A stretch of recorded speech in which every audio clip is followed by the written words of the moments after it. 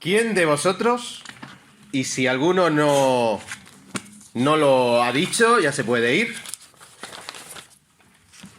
Sí, lo he dicho bien. Si alguno de vosotros no ha dicho esta frase que os voy a decir, se puede ir, porque entonces esta reunión o este pensamiento no tiene nada que ver con él o con ella. Señor, dame paciencia.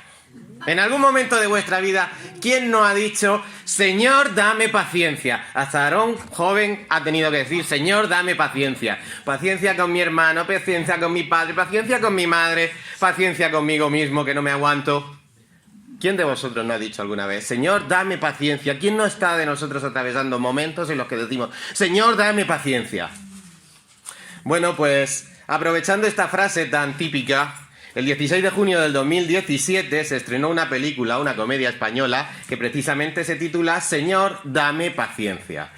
Una comedia en la cual el argumento era como que una mujer había fallecido, era la esposa de un señor llamado Gregorio, un banquero muy conservador, muy del Madrid y muy gruñón.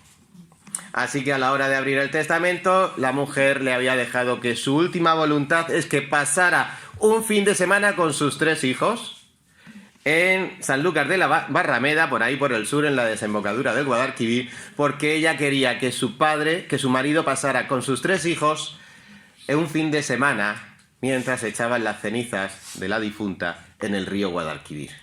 Y aquí es donde comienza la peripecia o los problemas, porque Gregorio tiene 3 hijos y su hija mayor, Sandra, está casada con un chico que se llama Jordi y es muy culé, muy del Barça. Su segunda hija, Alicia, está saliendo con un chico que es un hippie antisistema, lo contrario a lo que es Gregorio, y no lo traga. Y con su hijo pequeño, Carlos, hace 6 meses que no se habla porque recientemente el muchacho salió del armario. Así que el hombre tiene que pasar un fin de semana con 3 hijos y con sus parejas a los que no soporta. Y es por lo que la película dice, Señor, dame paciencia. Un argumento que pone a prueba, según dice el crítico del cine, la tolerancia y la capacidad de perdonar de esta familia, en la que tendrán que aprender a aceptarse unos a otros con sus virtudes y defectos. Y queridos hermanos, cuando vemos este tipo de cosas en la vida real, sabemos que, humanamente hablando, esto no es posible. No es posible reconciliar, parece ser, a uno del Madrid y a otro del Barça. Y como estas cosas que nos pueden sacar una sonrisa, hay tantas cosas en la vida que tú ves esta película y dices, ¡qué risa! El hombre está opuesto a todo lo de sus hijos opuestos a todo lo de su padre, y al final todos acaban perdonándose, todos acaban asumiendo que el uno es como es y yo tengo que quererlo igualmente. Pero más que una película de comedia, a mí este tipo de cosas me parecen que es de ciencia ficción. Porque, hermanos, ¿cuántas cosas hay en la vida que son humanamente irreconciliables y no vemos solución porque no tienen solución? Porque la solución trata de partir del corazón del ser humano, y es un corazón que es incapaz de hacer todas estas cosas. Pero bueno, no solo ocurre esto en el mundo, y de ahí los trajines y los problemas que hay en el mundo. ¿Y cuando estas cosas ocurren dentro de la Iglesia? ¿Y cuando estas cosas ocurren dentro de la Iglesia?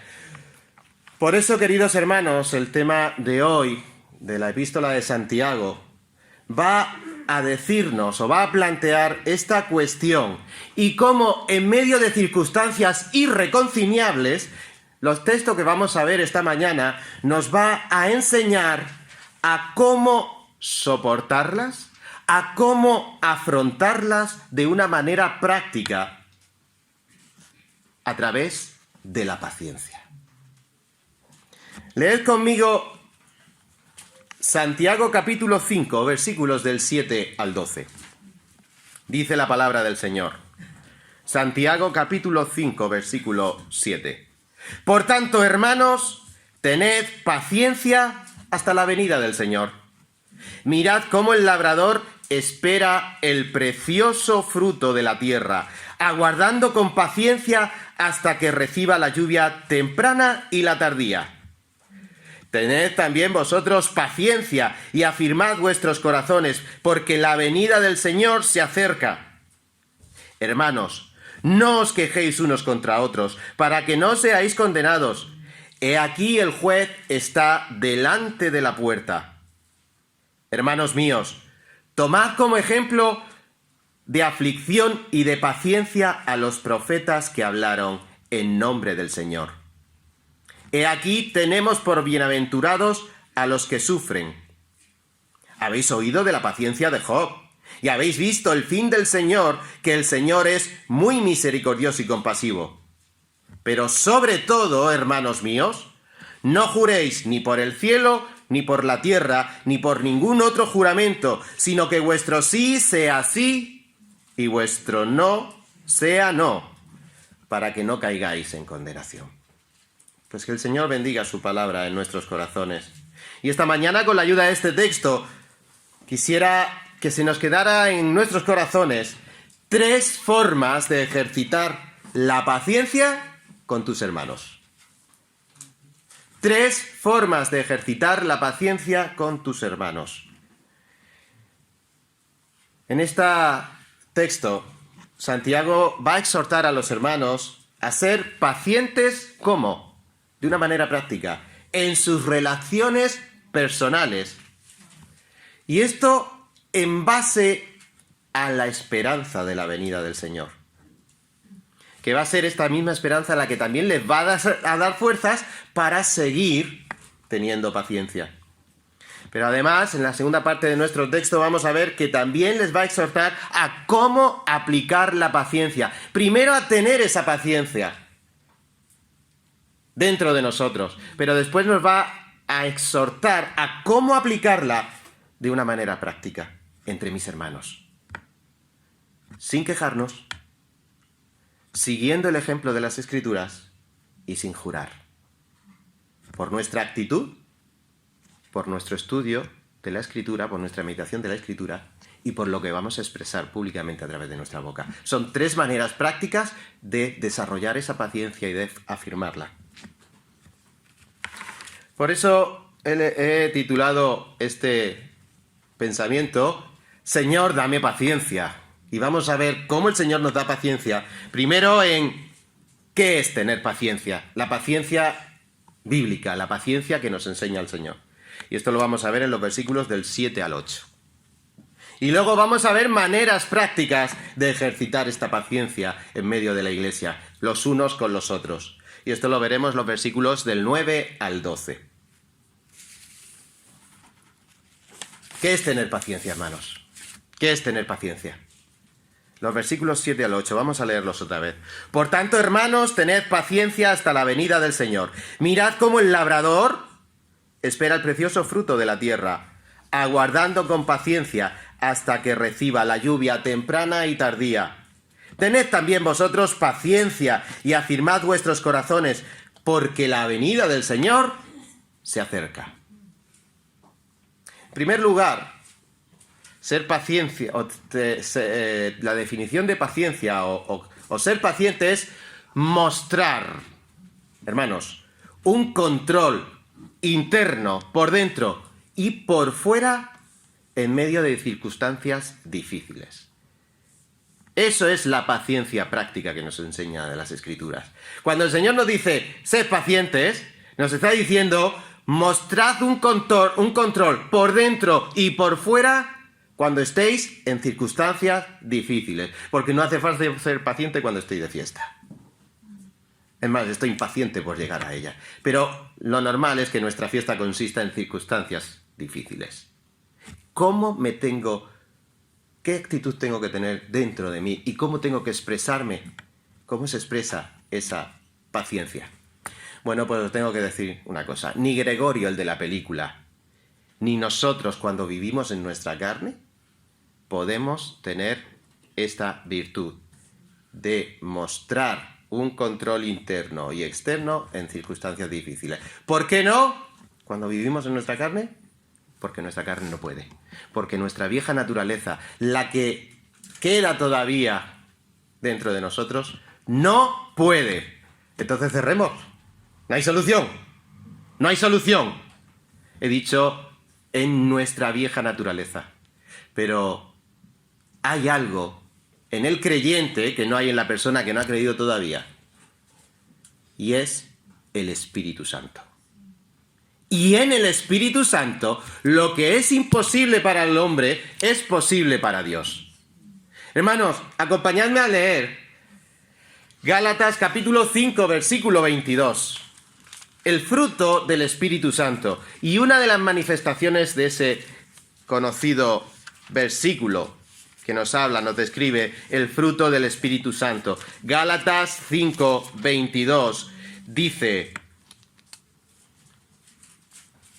mas el fruto del Espíritu es amor, gozo, paz, paciencia, benignidad, bondad, fe, mansedumbre, templanza. Contra tales cosas no hay ley. La ley del pecado que antes moraba en nosotros no puede contra el fruto del Espíritu Santo.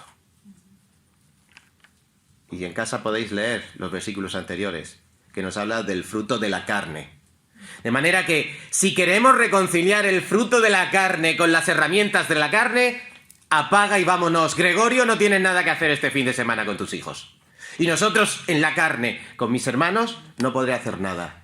Pero Dios ha puesto la diferencia, y es el Espíritu Santo en sus hijos. Y el Espíritu Santo, cuando llena el corazón del creyente, tiene que producir en nosotros esos frutos, entre los cuales está la paciencia.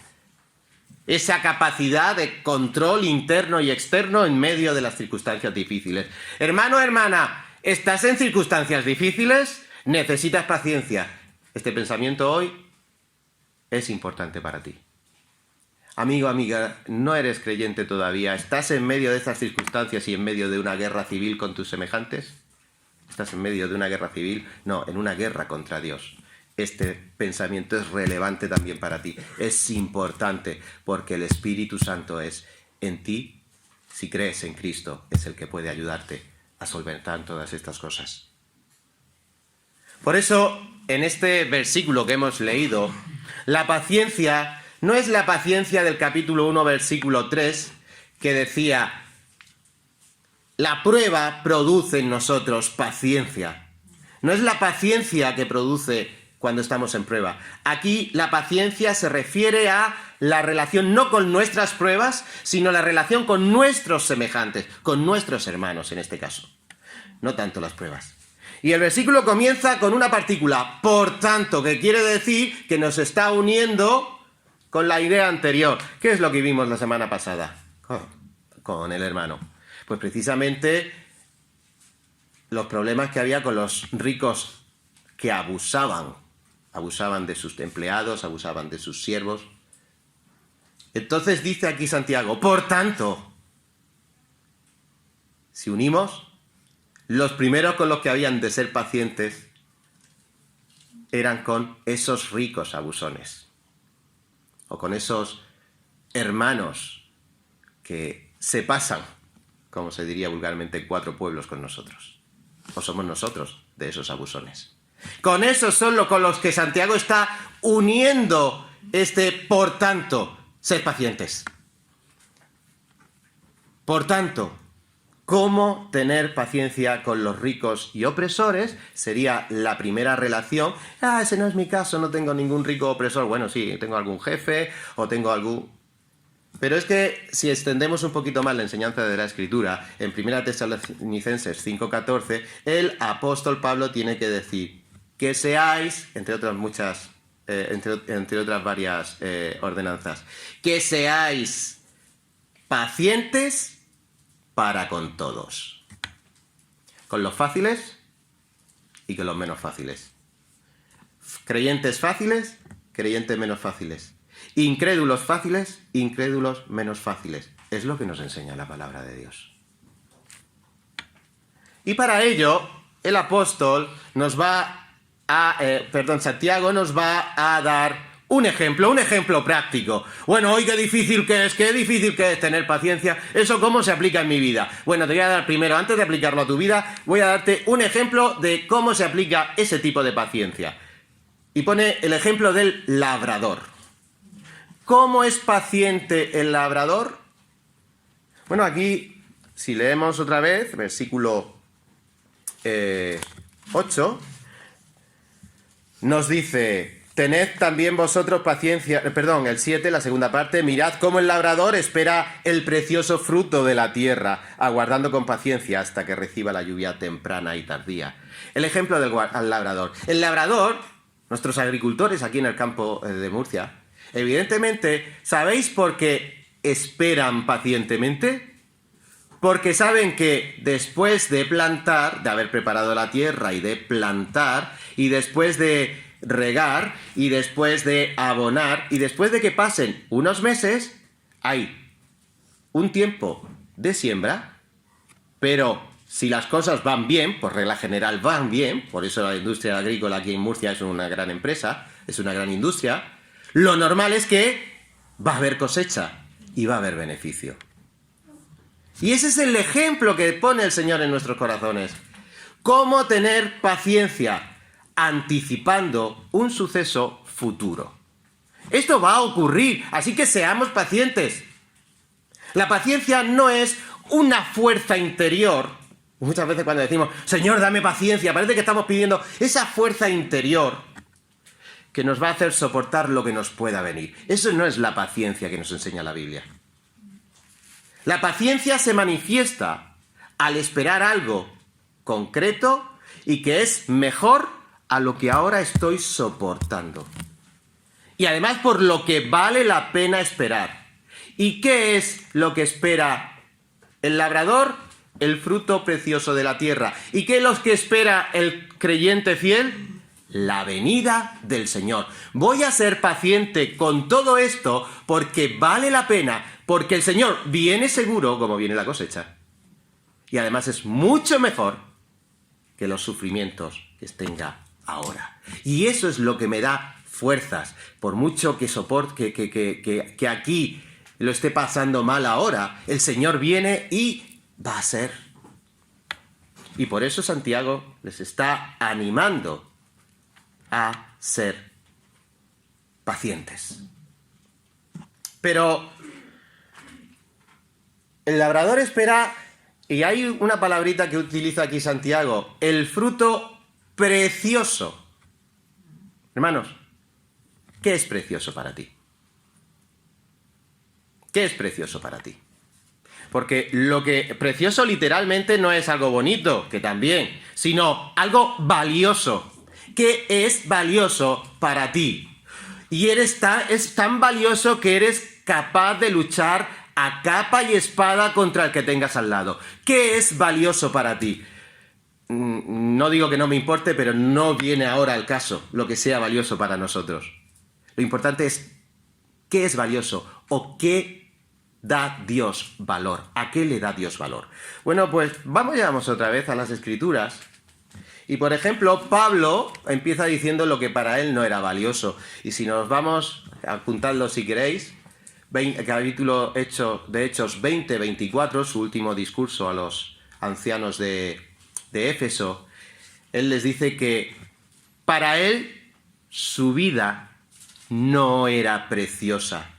Todos sus intereses, todos sus derechos no eran preciosos, porque había invertido todo su esfuerzo en lo que sí era precioso, que era predicar el Evangelio del Señor Jesucristo y extender la obra del Señor para la salvación de muchos y la gloria de su nombre.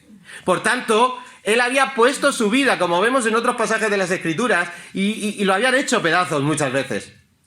¿Por qué? Porque su vida no era preciosa, porque sus derechos no eran preciosos comparados con lo que realmente es precioso. Tampoco es precioso o valioso, aunque hoy sí se le dé mucho valor, las riquezas, las joyas, las perlas preciosas. Podemos pensar en muchas cosas valiosas, que hoy día, a nivel humano, tienen mucho valor y de alguna manera también nos hacen falta porque tenemos que vivir en este mundo y para vivir de una manera digna hace falta un mínimo de cosas valiosas para poder trabajar. Pero ¿sabéis una cosa? Todo ese esfuerzo en esas cosas tiene un fin garantizado. En Apocalipsis 18, y os invito a que lo leáis en casa también, habla de la queja de los mercaderes que en un futuro, se quejarán porque no venderán, como se dice vulgarmente, una escoba. No habrá nada que tenga valor.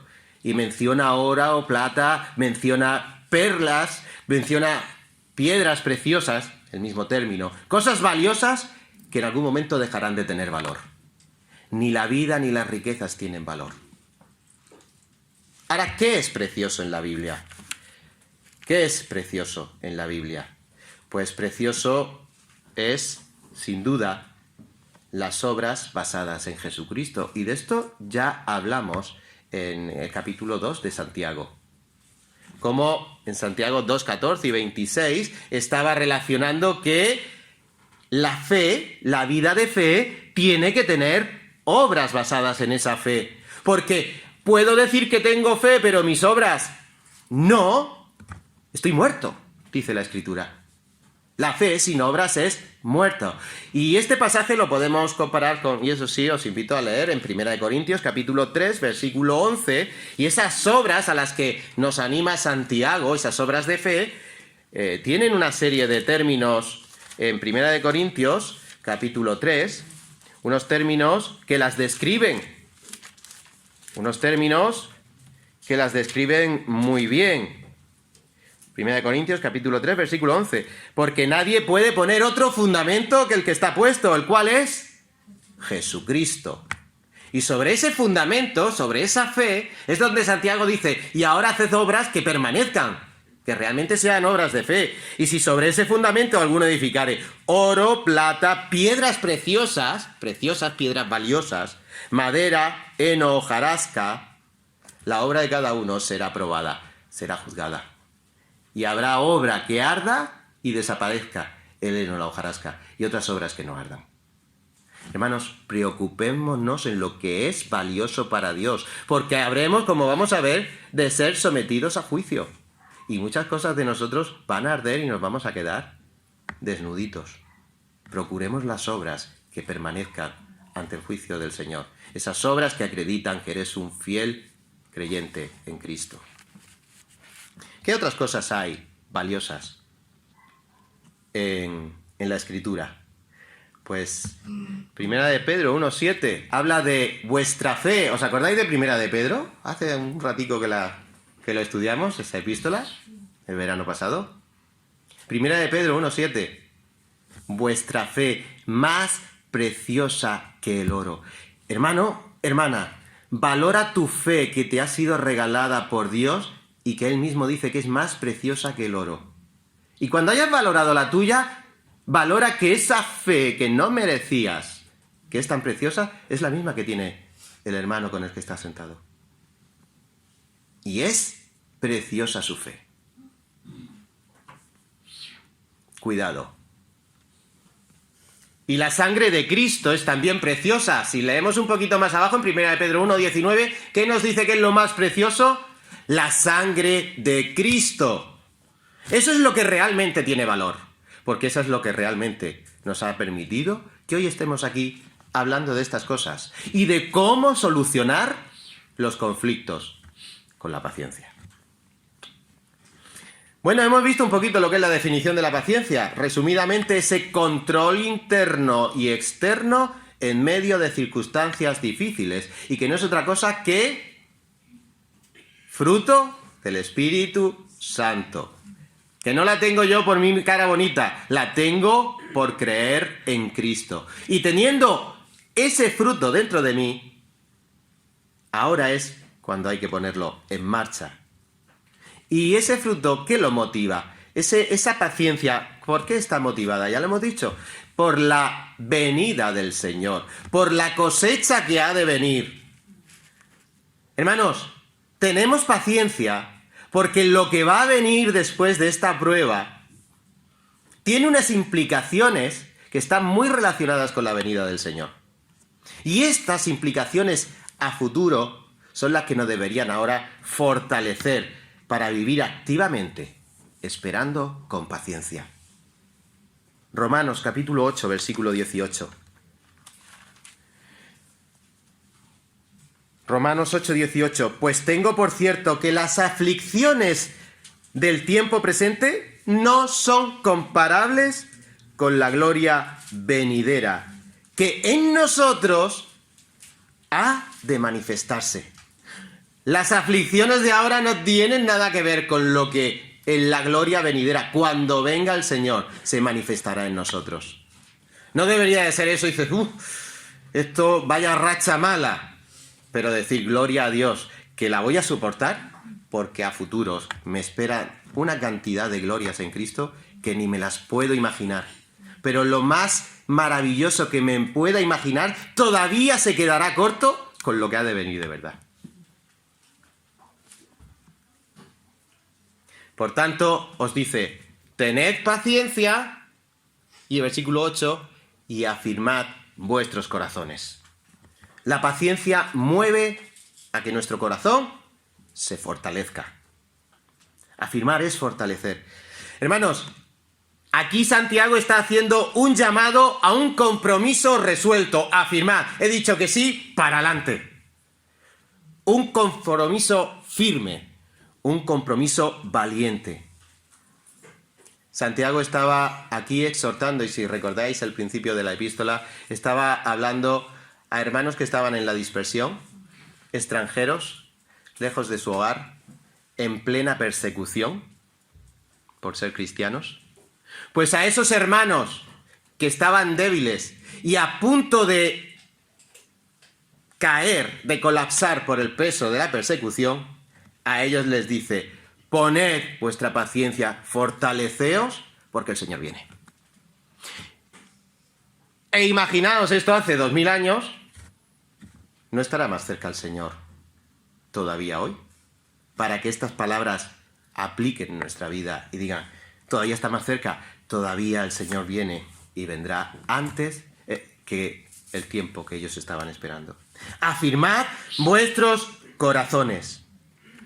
Porque además, hermanos, la venida es inminente. Y como la venida es inminente, Paco, dime cuándo. No, inminente.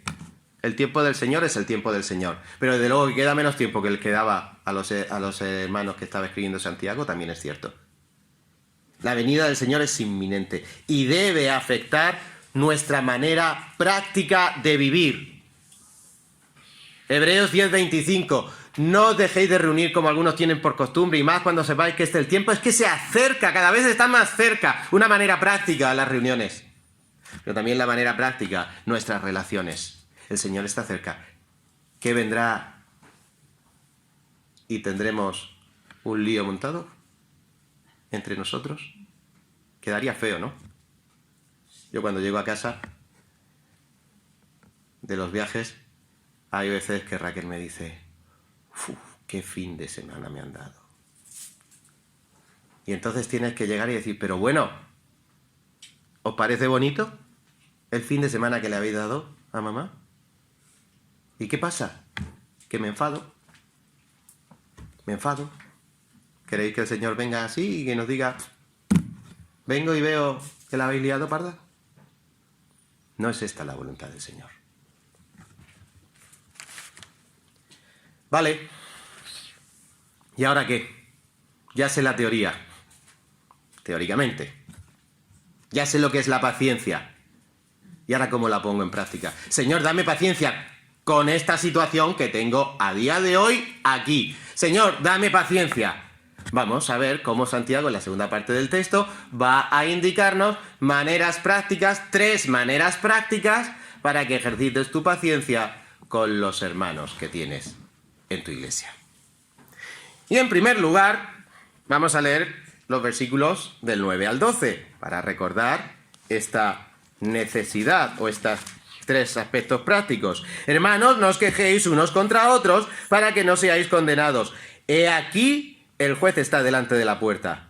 Hermanos míos, tomad como ejemplo la aflicción de aflicción y de paciencia a los profetas que hablaron en nombre del Señor. He aquí tenemos por bienaventurados a los que sufren. Habéis oído de la paciencia de Job y habéis visto el fin del Señor, que el Señor es muy misericordioso y compasivo. Pero sobre todo, hermanos míos, no juréis ni por el cielo ni por la tierra, ni por ningún otro juramento, sino que vuestro sí sea sí y vuestro no sea no, para que no caigáis en tentación. 3 maneras prácticas para que te lleves a tu casa y empieces a rumiar y decir, venga, vamos a ver de cómo puedo, de una manera práctica, en mi paciencia, practicar mi paciencia.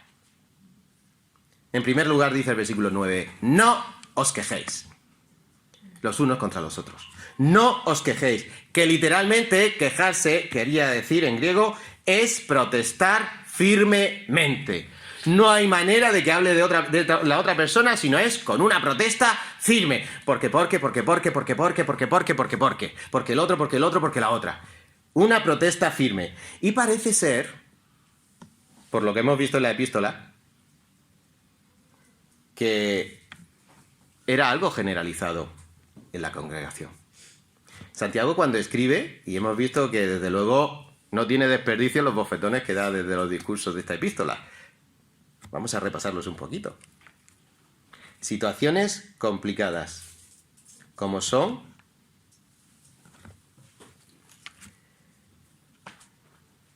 capítulo 1, problemas y tentaciones. Problemas personales y tentaciones. Capítulo 1, acepción de personas. A este sí, a este no. Falta de seguir la palabra de Dios, por eso tiene que decir, sed hacedores de la palabra, no solo oidores. Si oímos la palabra cada domingo y por uno me entra y por otro me sale, predícame, Padre. No sirve. Más problemas que daba el apóstol. Él, como hemos visto, mucho fe y pocas obras, pocas prácticas. Fe muerta.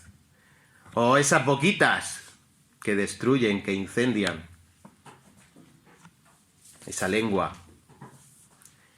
O esas guerras civiles que veíamos hace unas semanas.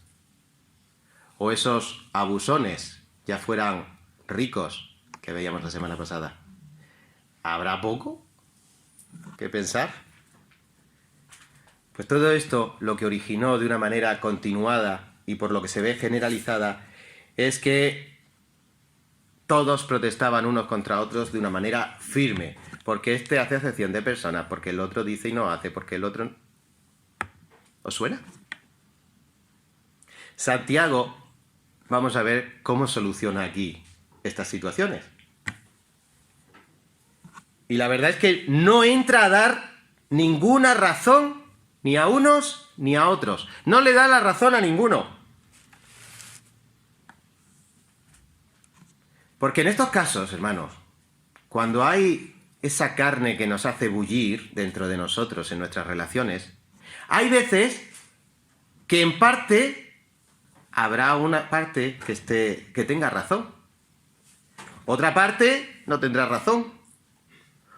Normalmente es que no tenga razón ninguno, porque si te mueve la carne, algo está fallando.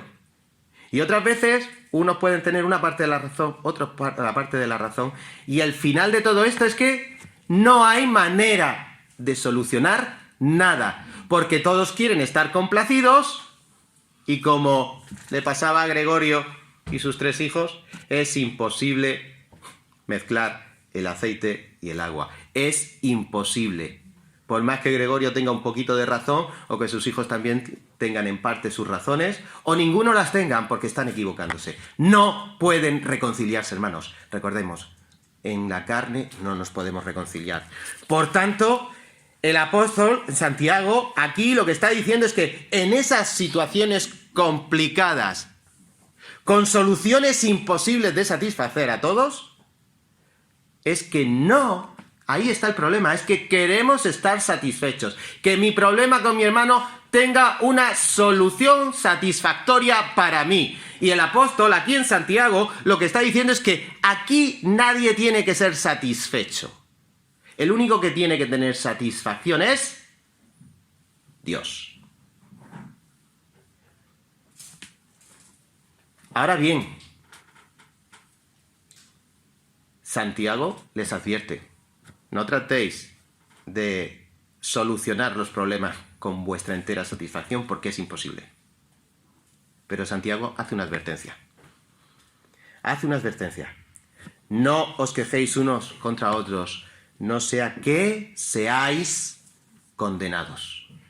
Aquí, en nuestra Reina Valera, este verbo, condenar, no tiene que ver, nada que ver con la condenación eterna. No tiene nada que ver con perder la salvación.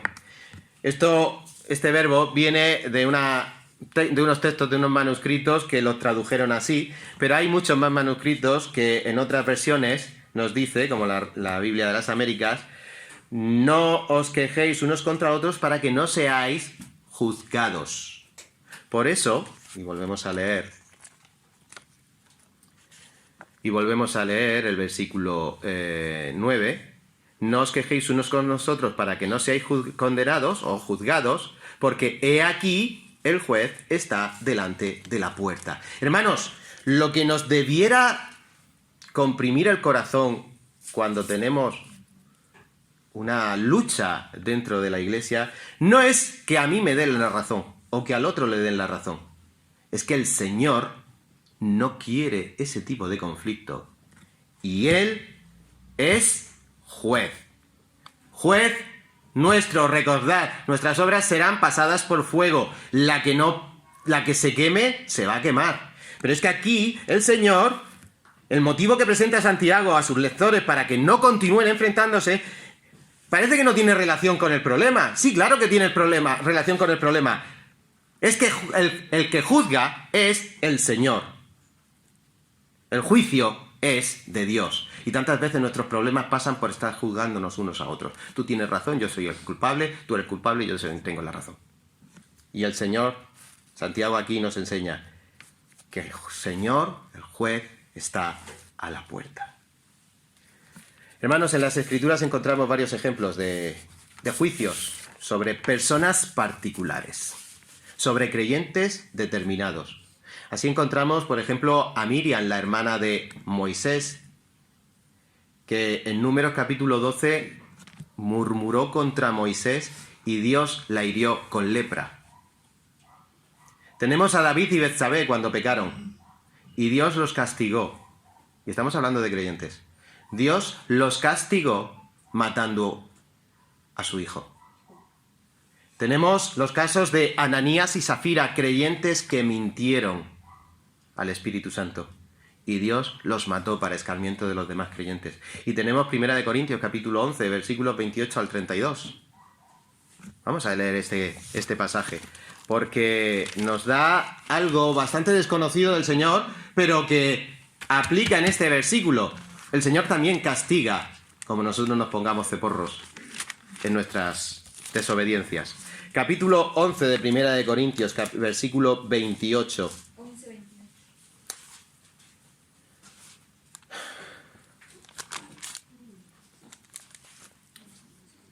Por tanto, hablando de la hora de tomar de la mesa del Señor, de una manera que sea digna y no en desobediencia, por tanto, pruébese cada uno a sí mismo y coma así del pan y beba de la copa, porque el que come y bebe indignamente sin discernir el cuerpo del Señor, juicio y come para sí y bebe para sí, por lo cual, y aquí se refiere a creyentes que habían perseverado en esta mala actitud con la mesa del Señor, por lo cual hay muchos enfermos y debilitados entre vosotros y muchos duermen, algunos incluso se habían muerto. Es que el Señor es juez y cuando nos estamos en esta dinámica de discusión y de pelea y de confrontamiento constante dentro del cuerpo santo de Dios, cuando estamos en esa dinámica, queridos hermanos, tendríamos que tener presente esto, que el Señor juzga y puede y de hecho castiga. Y esto debería de ser suficiente para la próxima vez que vayamos a topar, decir que esto no le gusta al Señor.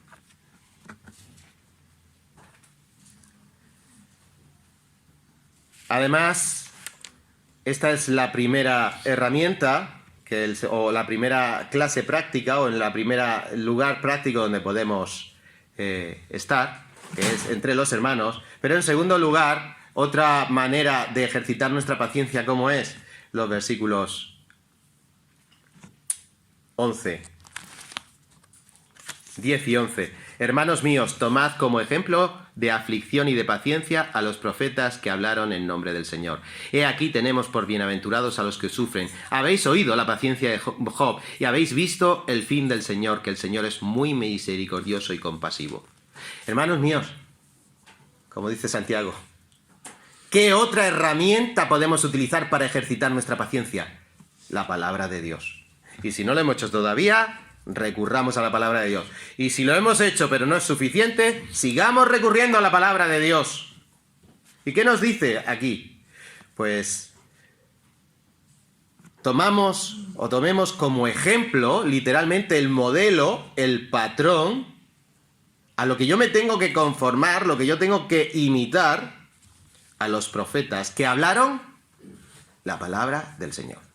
Hermanos, nuestro modelo que sea la palabra, no nuestros argumentos, por convincentes que sean, o porque pensemos que llevemos razón, que no te quito parte de la razón, pero el modelo es la palabra, y el modelo máximo es Cristo. Por eso hay un buen ejemplo que debemos de seguir, Juan 13:15. Juan 13:15, que nos dice: porque ejemplo os he dado para que como yo os he hecho, vosotros también hagáis. El buen ejemplo. Y con el buen ejemplo está el mal ejemplo. Hebreos 4:11. Y dice la palabra del Señor: procuremos, pues, entrar en aquel reposo para que ninguno caiga en semejante ejemplo de desobediencia. ¿Qué ejemplo de desobediencia? El que ha dado anteriormente, cómo el pueblo de Israel desobedeció al Señor y no entró en su reposo, no entró en Canaán. Lo veremos en la siguiente línea de estudio, cuando empecemos a estudiar Josué en estos próximos meses. Veremos ese episodio, cómo desobedecieron y se quedaron sin reposo, se quedaron sin entrar a la tierra prometida. Queridos hermanos, pensemos, ¿quién es mi ejemplo? ¿Cristo o mi desobediencia? Pero además, el Señor también, a través de Santiago y su Espíritu Santo, nos dice que considerad a los que sufren. Y esto hace referencia a Mateo, capítulo 5, versículo 4 y los 11 al 12. Bienaventurados los que lloran, porque ellos tendrán consolación. Tenemos el ejemplo de hermanos sufrientes que nos quitan la boca, nos quitan los argumentos, es decir, con lo que éste está pasando y no se queja, con lo que éste está soportando. Yo quiero ese ejemplo. Hermanos, admiremos, busquemos, pensemos en esos hermanos. Y pienso en nuestra querida Victoria, como hasta el último momento fue ejemplo en medio de su sufrimiento, para que el nombre de Dios fuera glorificado aún en la muerte de Victoria.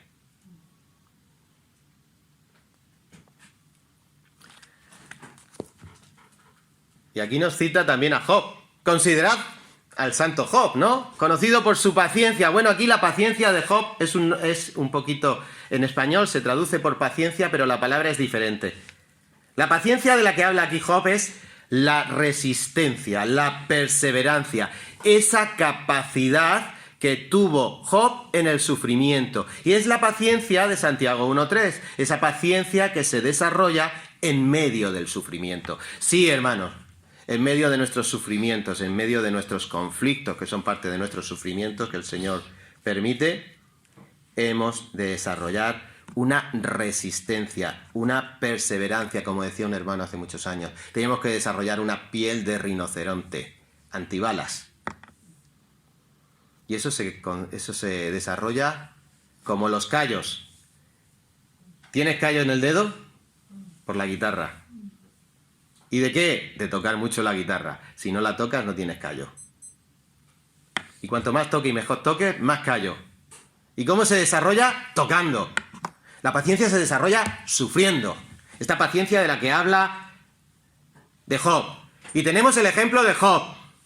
Pero ¿cómo se soporta esto? ¿Cómo se soporta esto? Pues se soporta porque aquí Santiago está confrontándonos a que el propósito de nuestro sufrimiento lo tiene Dios y lo tiene muy claro. Y nosotros tenemos que tener también claro que Dios tiene un propósito con nuestro sufrimiento y no es fastidiarnos. Por eso podemos leer en Job capítulo 42, Job capítulo 42,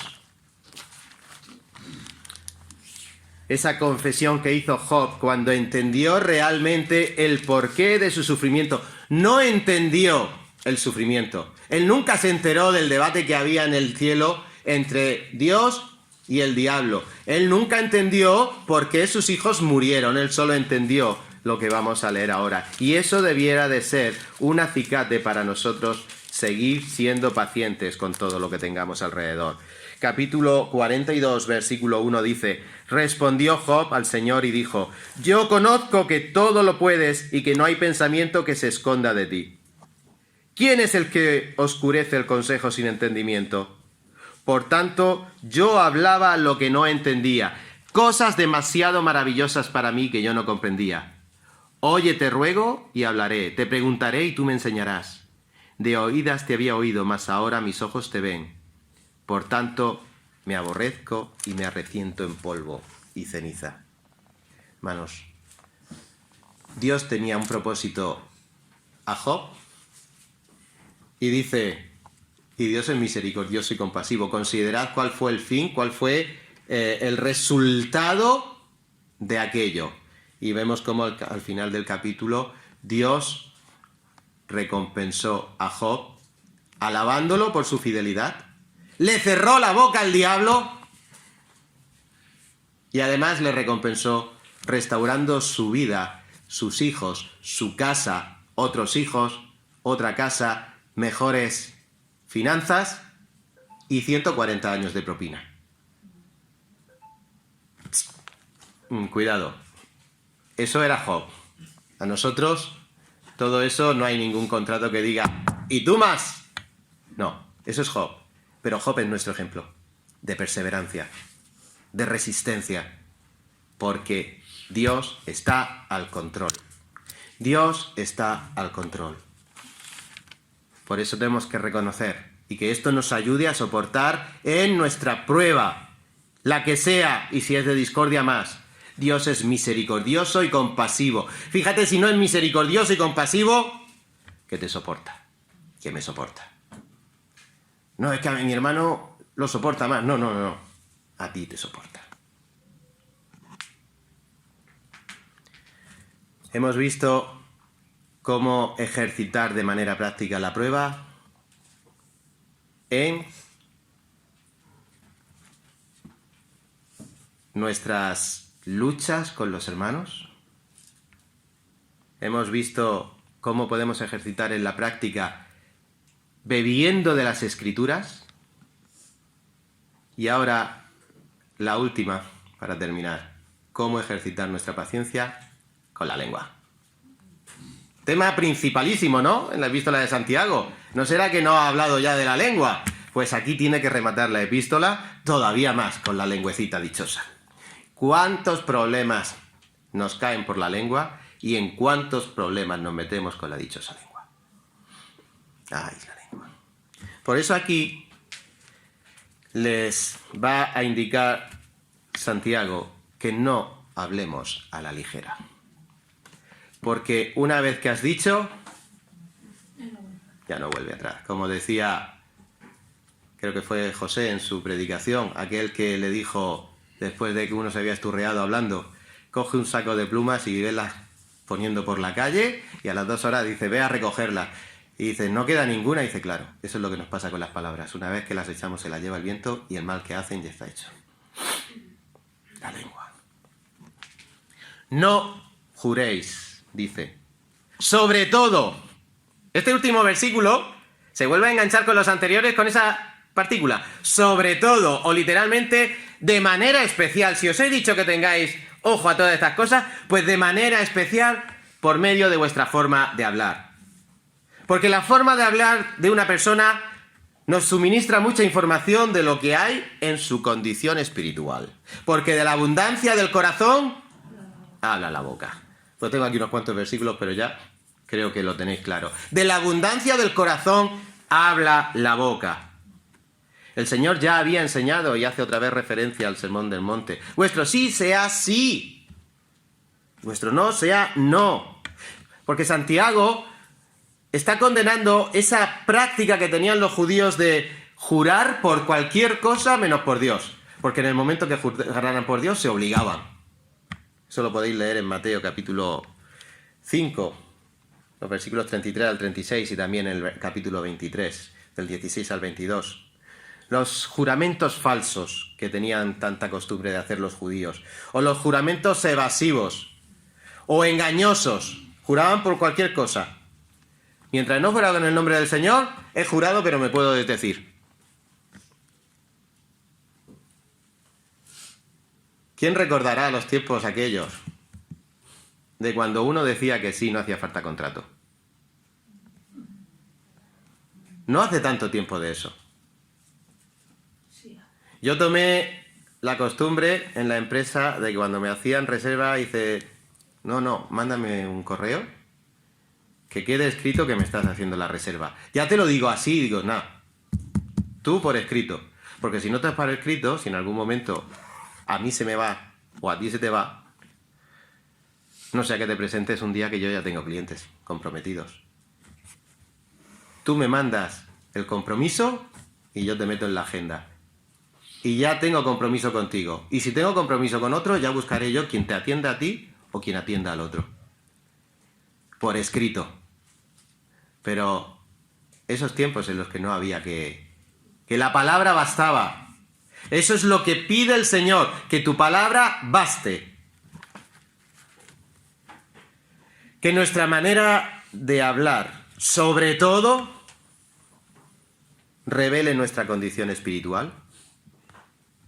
Que nuestra manera de hablar no sea falsa ni evasiva, que nuestro sí sea sí. Que esto quiere decir que cuando yo hable con mi hermano sea de una manera directa y honesta y sin rodeos y con amor. No seáis como aquellos que dicen, yo es que soy muy franco y cuando hablan te pegan con la silla en la cabeza, que es que te merecías un sillazo. Pero por favor, con amor. Todo bajo el paraguas del amor. Vuestro sí sea sí, Mateo 5:37, y nos promueve esta manera. Hablar de otro modo equivale a juicio. Por eso nuestro texto vuelve a acabar.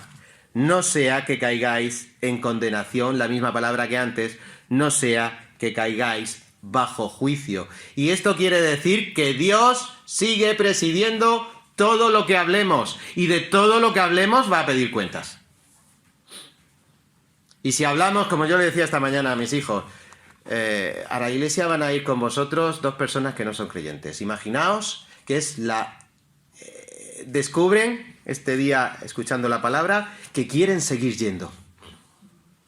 No vayáis vosotros a tener un comportamiento inadecuado y estropeéis el día que es para el Señor y para que estas personas se expongan a la palabra del Señor. O imaginaos que es el día en el que el Señor les va a hablar y les va a convencer de su pecado y van a ser salvos. No podéis vosotros hablar de una manera que le quitéis la gloria a ese momento. O imaginaos que es el último momento, el último día que el Señor les va a conceder para escuchar la palabra de Dios. Que nuestras reacciones, nuestra boca, nuestra lengua no entorpezcan la predicación del Evangelio, porque quizá sea el último día que tú, mi amigo, tengas la oportunidad de escuchar el Evangelio. Que nosotros no seamos responsables de quitarle la gloria a la palabra del Señor. Señor, dame paciencia. Espero que la próxima vez que digamos esta frase, y sea una oración sentida de nuestro corazón, movida por el Espíritu Santo hacia Dios, sepamos lo que estamos pidiendo. Porque es imposible, o ciencia ficción, como ya hemos visto, que por nosotros mismos podamos hacer nada para resolver los conflictos que, ocasionados por nuestra carne, podamos ocasionar. Es imposible, o es ciencia ficción, soportar a los insoportables en nuestras fuerzas. Lo mismo que si tú eres de los que se les debe de echar de comer aparte, también es imposible que a ti te soporten en las fuerzas. Pero es parte del fruto del Espíritu Santo que todos nosotros como creyentes podamos tener la paciencia como parte del fruto del Espíritu Santo para que esto que es imposible para nosotros sea posible para Dios. Así que, si eres creyente, practica estos 3 ejercicios. Practica estos 3 ejercicios. No habléis mal, no, como hemos dicho, no nos quejemos constantemente los unos con los otros. Tomemos ejemplo de las Escrituras, que para eso la tenemos. Y queridos hermanos, hablemos claramente, con amor y sin rodeos ni falsedades. Y así el Señor, la paciencia que ofrece a través de su fruto, por el Espíritu Santo, se va a ejercitar de una manera práctica. Lo que no se ejercita, no se desarrolla. Y amigo mío, si no eres creyente y estás inmerso en este tipo de conflictos, solo hay una solución. Tu pecado está impidiendo y solo hay una solución. Ven a Cristo en fe y Él te dará su Espíritu Santo y hará posible lo que hasta hoy para ti es imposible. Que el Señor bendiga su palabra en nuestros corazones en esta mañana, la aplique y nos mueva a hacer su voluntad en esta semana. Amén. Señor y Padre, queremos nuevamente darte las gracias por tu palabra. Estamos gozosos de recibir tu palabra, pero estamos necesitados de recibirla para aprenderla y para aplicarla con la ayuda de tu Santo Espíritu. Nosotros no podemos, pero en Cristo sí. Y no nos has dejado sueltos de la mano, sino que Cristo va con nosotros y es nuestro abogado. Padre Santo, perdón por nuestros errores. En Cristo Jesús te pedimos intercesión para que podamos sanar nuestras heridas, los unos con los otros, y a practicar de una manera diaria esa paciencia, teniendo los ojos puestos en Jesús, que viene, que está cerca y que va a ser para gloria eterna. Y todas estas cosas quedarán en el olvido y sin valor. Esto te pedimos, Señor, en el nombre de Jesús. Amén.